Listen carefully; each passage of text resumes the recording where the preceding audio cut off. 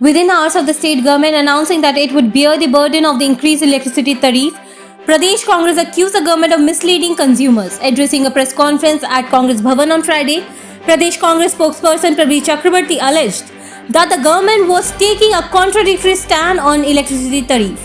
He questioned why the government was not taking responsibility for the tariff hike when the power minister had earlier said that tariff decisions were under the regulatory commission. He said Congress would continue its demand for withdrawal of smart meters while the government has announced a minimal increase in electricity tariff. Several additional charges have also been imposed, he said, questioning whether the government would bear these charges as well. Citing an example, Chakrabarti said a 3-member family received an electricity bill of around Rs 10,000 in May, including AC usage, while the following month the bill rose to Rs 21,000. He alleged that such billing amounted to digital corruption and demanded that it to be stopped. যা বাড়িয়েছে regulatory commission বাড়িয়েছে, যেন regulatory কমিশনটা আকাশ থেকে এসে বসেছে, তাই মানুষ চাই না।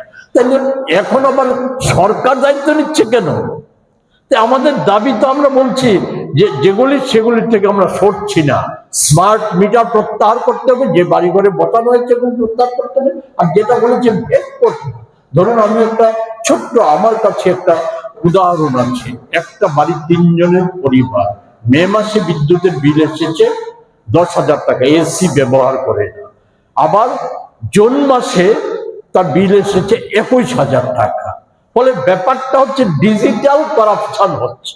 বিদ্যুতের বিল নিয়ে গোটা দেশেই করাপশন হচ্ছে, বিদ্যুতের বিলের ক্ষেত্রে ডিজিটাল করাপশন হচ্ছে।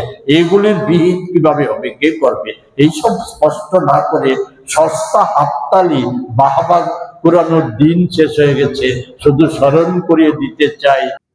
Pradesh Youth Congress President Neel Kamal Shah also addressed the press conference and criticized the government over the growing drug menace in the state. He said the Youth Congress has been campaigning since 2024 with the slogan "Jobs, not drugs," but alleged that the government has failed to focus on employment despite thousands of vacancies lying vacant in various departments. Bureau Report, Fact Finder.